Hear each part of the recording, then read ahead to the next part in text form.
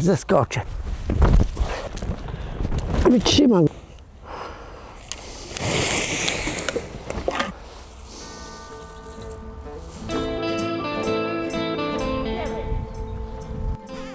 Ja. Hala. Romuald Rubinowicz. Słonko świeci. Niosę pałąk na plecach za wiśnie. No, leciutki jest to tam bajeczka. Parę kilo waży. Czochradło. Będzie próba. Uwaga na miny, uwaga, bo jest teren zaminowany porządnie przez Alego. Czochradełko.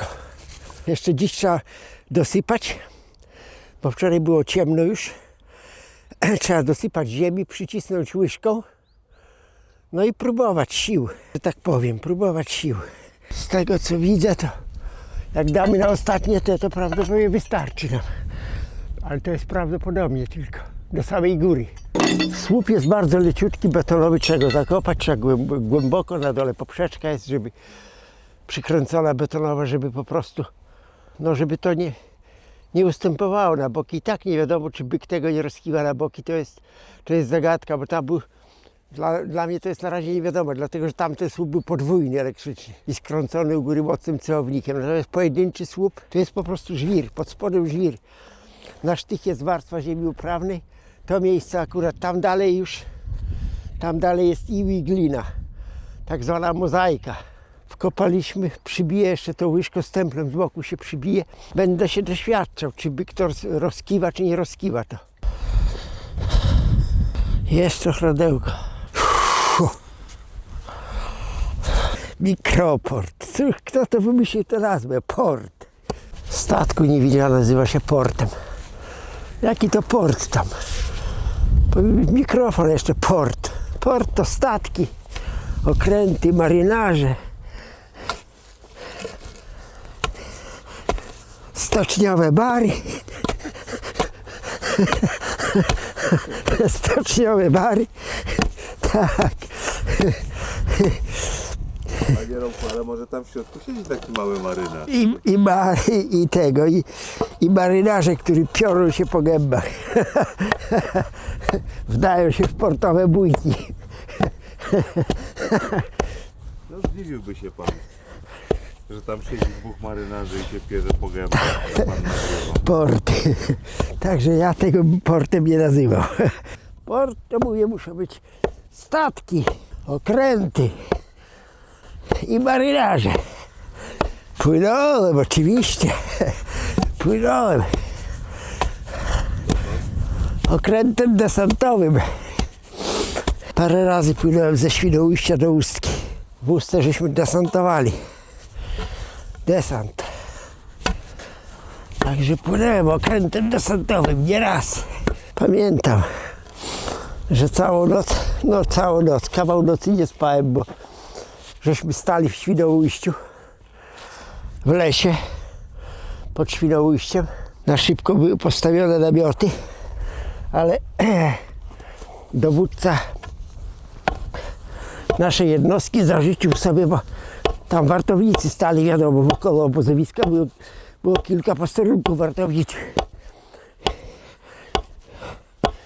I dowódca sobie zażyczył, żeby na jednym z posterunku, żeby zrobić grzybka dla wartownika, czyli obciąć świerk z dolnych gałęzi, a na górnej partii dali mi zwitkę drutu, siekierkę, no miałem nóż przy sobie desantowy i jakieś cęgi, no i musiałem upleść taką koronę i z tych gałązek świerkowych, znaczy gałązek świerkowych i z tego zrobiłem taki daszek, parasol taki. No i dla dowódcy, jak rano to obejrzał, dla dowódcy to się spodobało. Dostałem 24 godziny przepustkę za to. Nie bardzo mogłem wykorzystać, bo ja służyłem w Gdańsku.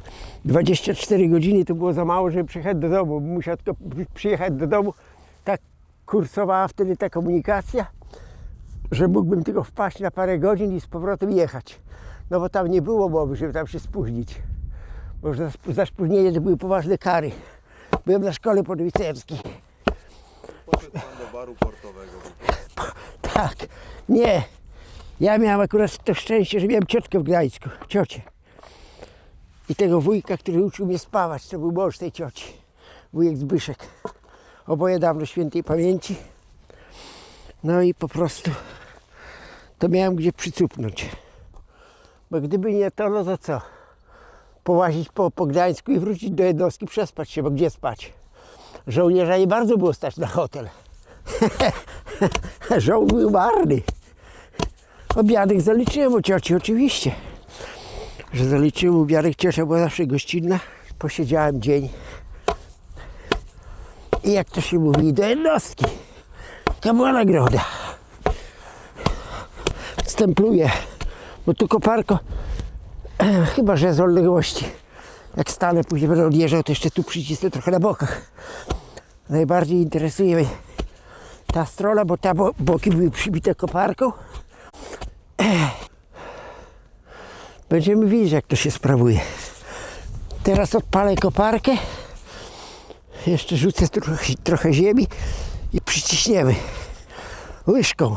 Proszę pana, ja tu nic nie myślę, bo tu lepiej nic nie mówić, bo nie wiadomo, byk ma dużo siły, czy on to rozkiwa, czy nie. Jak będzie to kiwał tym, no to postawię podporę wtedy.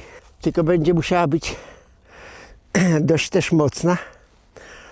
Albo innego sposobu się chwycę. Wywalę tutaj dziurę szpadlem i przykręcę tu betonowy podkład taki kolejowy, taki z 240 kg. To zwiększy powierzchnię po prostu w ziemi. Będzie większa masa, jak tu się przykręci do tego miejsca, no za te oczko przykładowo, i tam pójdzie ponad metr w ziemię, to dużo ustali ten słup. To będzie duża podpora. Pomyślimy. Trzeba spraktykować najpierw.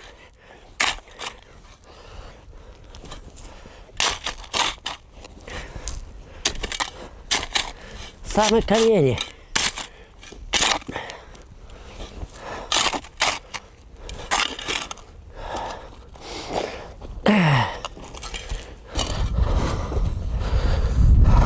Jak się orze pole, to trzeba raz orać w jedną stronę, a drugi raz w drugą. Żeby nie orać cały czas od miedzy tam na pole, dlatego że później miedza wyorze się tak wysoko się wyorze, że miedza będzie dosłownie taka. Nie przesadzam. Widziałem miedzę, które miały wysokość powyżej metra. A bydło też chodzi, pasie się, no to wiadomo, że racicami tam zepcha, no nie? I robi się wałek taki, tak jak tu widać. Zrobił się wałek. Jest okazja to skopać i rzucić tam pod słup. Nie będziemy tego, jak to się mówi, łyżką skrobać, no nie? Łyżką stołową. O, jak tu się ładnie zrobiło wysoko.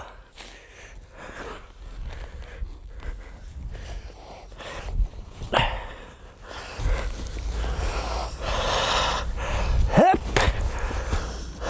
Przybijemy teraz, uruchomię koparkę, przycisnę tą łyżką. Tak wygląda możliwie.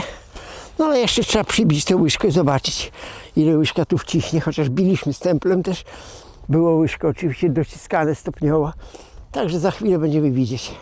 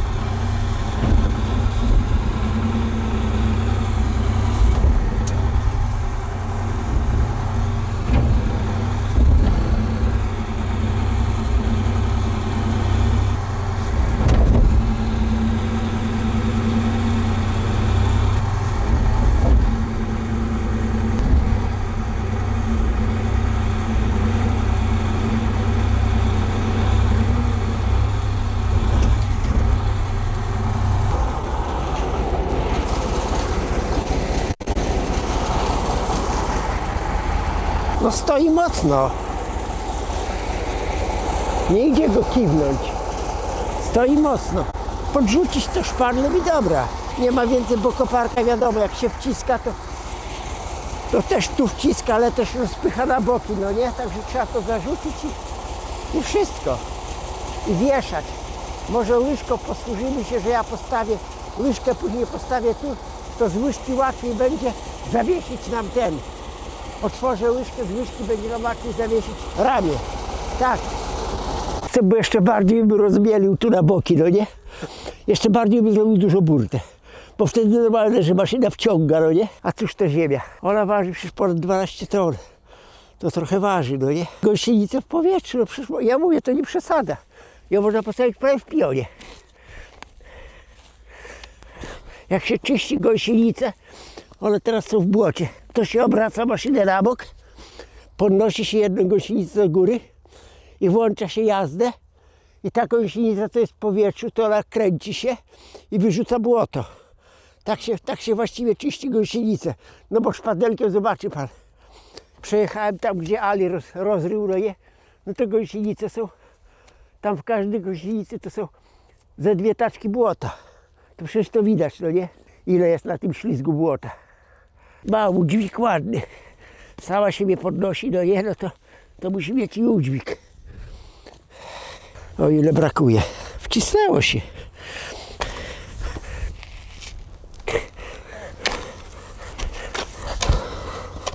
Jeszcze do zimy jest kawałek czasu. Dobra, postawię łyżkę z tamtej strony. To z łyżki będzie nam łatwiej po prostu zamontować to ramię.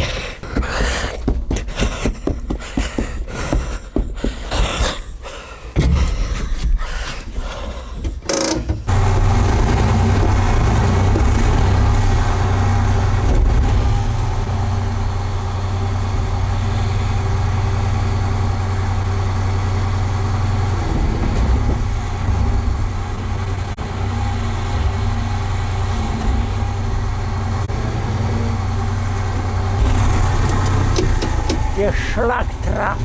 Ach tam. Akurat, ale czego ten przewód pękł? No puścił przewód. No nic, trudno.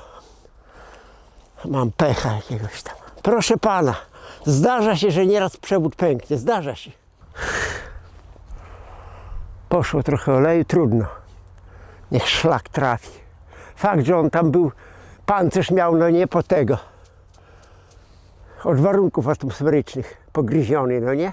Tak. Guma puściła, no i ten właśnie puścił. Ten był podejrzany, no trudno. Trzeba będzie pojechać do miasta, przewód zakuć i wszystko. Ale to nie dziś. Wkurzyłem się. Po prostu wkurzyłem się. Najlepiej to jak się nic nie robi i się siedzi w domu. To jest najlepsza sprawa. Nic się wtedy nie zepsuje, nie połamie. A jak się coś robi, to się przerobi. Nawet źle stoję, cholera jasna. Żeby stał ciut dalej. No zrobimy, ale wie pan, to akurat pasowało z łyżki stanąć elegancko, no nie? Zabrakło sekundy. Kto lubi awarię? Kto lubi to? Nikt tego nie lubi. I to jest dziwna rzecz. Ten przewód był wymieniany, jak ją kupiłem. Jeszcze są oryginalne przewody, które się trzymają. Znaczy, że nie mają teraz przewodów takiej jakości, jak kiedyś były.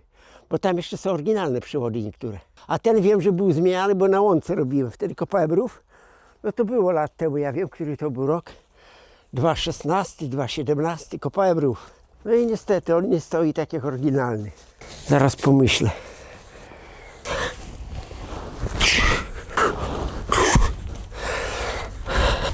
Będzie to stało?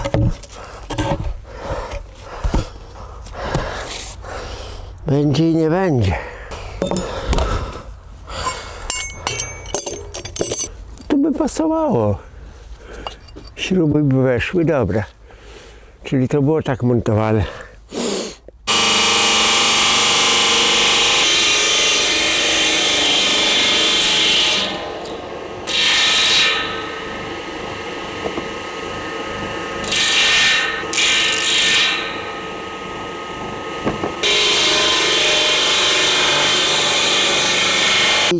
I tak trzeba otwory będzie wiercić według tego, według klepek.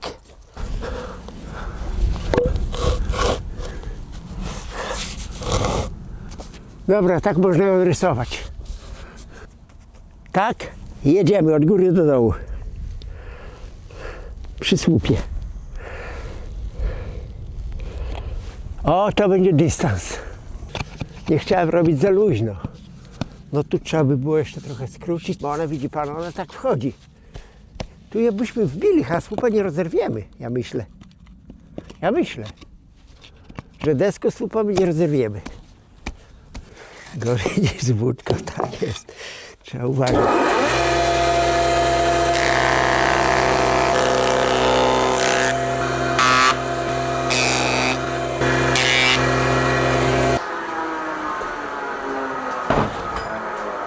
No z wierceniem tej łaty to będzie trochę roboty. Deska to bajka, ale to przewiercić równo. Sytuacja w miarę dobrze. Zakładam nakładkę. To szpiczka się obetnie, bo ona jest oczywiście za długa. Oceniam w miarę dobrze. A jeżeli zacznie byk to przewracać, no to wtedy wezmę się i tu z dołu zakopię podkład kolejowy z 1,20 m w ziemię i przykręcę go tutaj do oczka. Pomimo, że tam na dole jest, jak widzieliście, solidna poprzeczka, ale no byk to też jest siła, chociaż jak to się mówi, to jest na łożysku, szczotka pracuje na łożysku, no i nie powinien, uważam, że jego całe zainteresowanie to będzie pod szczotką, on by się czochrał, bo jak nie miał szczotki, to często było tak, że ten słup to kiwał się elektrycznym, dochodził do słupa i się czochrał. Tutaj natomiast będzie się czochrał pod szczotkę, to myślę, że no tego słupa nie powinien wywalić, w końcu jest zakopany na 1,30 m w ziemię i na dole jest poprzeczka. Solidna poprzeczka, połówka podkłada kolejowego. Nie, to nie jest męka, to jest normalna robota, to nie jest robione w zakładzie, tylko na polu. Lewą ręką źle kręcić, ale trzeba lewą ręką kręcić, prawo nie ma dojścia. Nie, no nie dam wam takiej satysfakcji, no nie. Płakać, śmiać się, bo ta szpilka to mnie denerwuje, ta długa. Należałoby je wszystkie golnąć. Ma zagrodzoną drogę, kilkaset metrów, trawa jest i może się paść. Żeby w polu nie tam po prostu nie rozrabiał gdzieś. Krowy nocują już na oborze, bo młody byk też nocuje na oborze, bo jest po 1 listopadzie, a u dużego się nie boję, wilki go nie zjedzą. Nie ma takiej opcji, żeby wilk go wziął, nie ma, po prostu nie ma. To jest taki zwierz, że on by sobie z wilkiem poradził. Zobaczysz, no zajec. Mój sąsiad ogląda wilka i zająca i śmiał się rano. Miałem takiego sąsiada i opowiadał, że no, zajec. Pogadzi, a tak. U ruskich tak i wilków papierosy palić.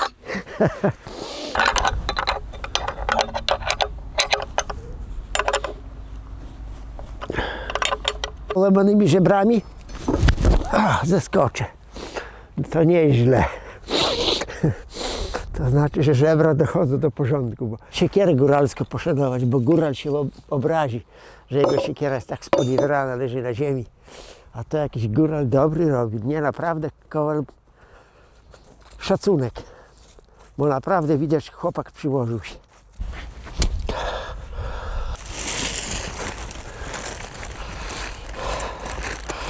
To inaczej trzeba zrobić.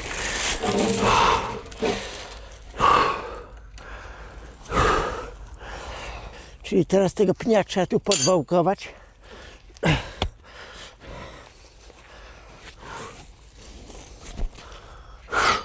Akurat tu pasuje z niego. Postawić na sztorc i już będzie blisko do raju. Gdzieś drugą rękawicę przepiłem, ale już tam pali o 6. Nie, to dobra. Ile brakuje do szczęścia? Niewiele. Dokręcamy ostatnie śruby. Szczotka została zamontowana. Dobra. No, szczotka wisi. Szczotka wisi.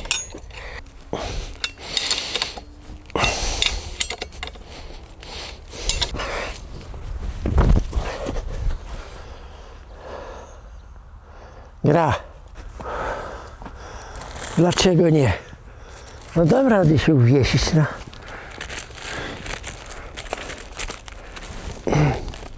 Trzyma? Wytrzyma, no łyżka przeszkadza, ale wisi w powietrzu, no to już normalne. Obawiam się czy nie, ale jak nie ruszę tego, to nie powinno olej lecieć. Trochę dźwignę do góry, odjadę i zostawię. Chociaż 3-4 metry.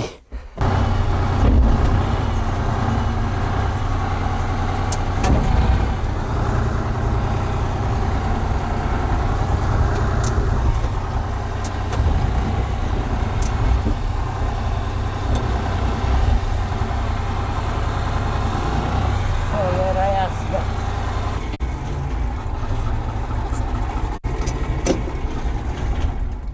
Nie ruszać, bo olej leci tam, cholera. Nie ma co tam.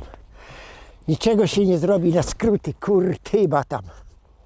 Tu, z 20 litrów oleju poleciało albo 30, trochę zarobiłem. Także niech to kat porwie. Zarobiłem trochę. To jest cholerna sprawa. Jak podejrzany jest, to trzeba wymieniać i oglądać. Bo później w robocie to babrze, cholera jasna. Och, jakie to wszystko podłe.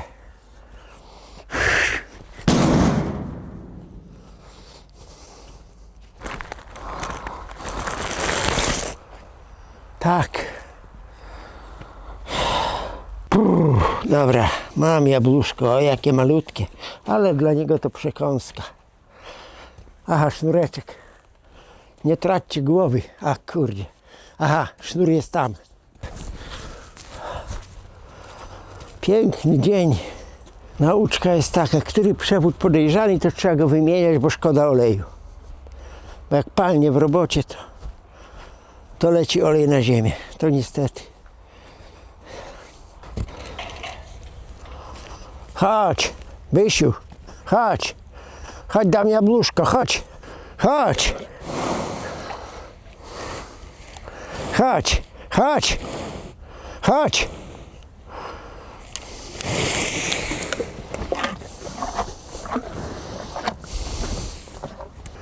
Chodź, idziemy. Chodź, idziemy. Chodź, idziemy. Hop. Chodź. Chodź. Prr.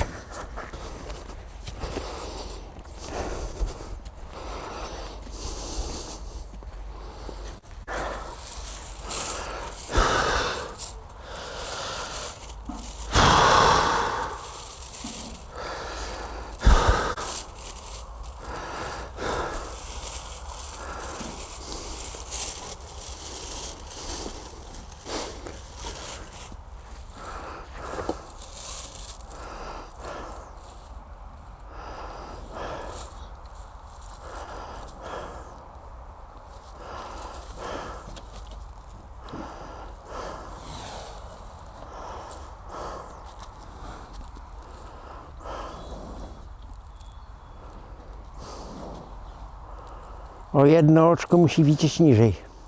O jedno oczko. I wtedy będzie dobrze. Wtedy sobie położy na grzbiecie całkiem. Trzeba będzie przełożyć po prostu o jedno oczko niżej. Przełożyć o jedno oczko po prostu akurat. To jest ta odległość. Akurat ta odległość.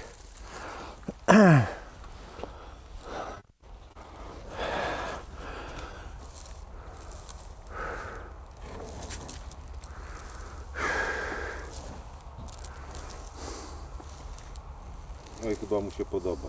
Podoba się.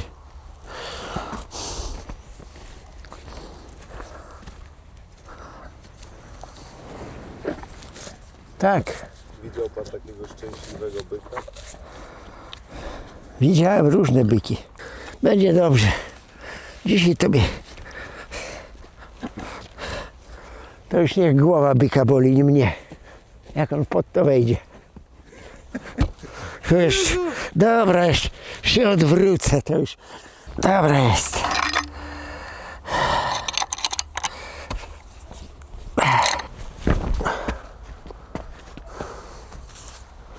Chodź, chodź, chodź, chodź. Chodź grzecznie. Bujaj się. Bujaj się.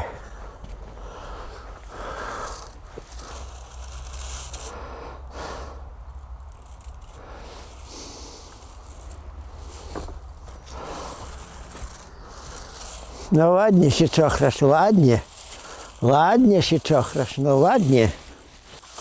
Tak, na grzbiet, no ola. Ola. No. Zarzuć sobie na grzbiet. O tak. O tak. O tak. Haha. O tak, ładnie, no. Fajnie wyczochrać grzbiet? Fajnie? No fajnie. Fajnie? Fajnie? Fajnie, no fajnie. Fajnie. No hop. Fajnie. No, fajnie. O, jak fajnie. Po grzbiecie, no. O. Można się wyczochrać za wszystkie czasy.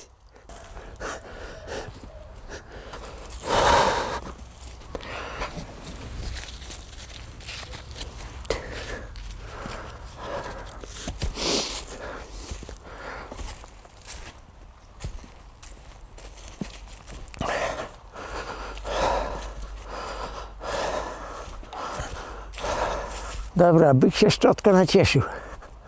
Nacieszyłeś się? Nacieszyłeś?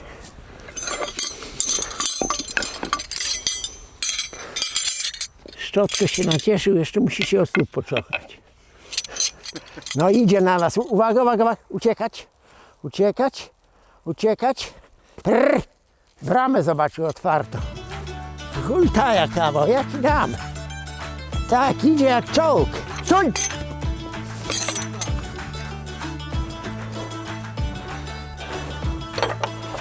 Z wami, jak zobaczył, że brama jest niezamknięta, no to widzieliście, co zrobił.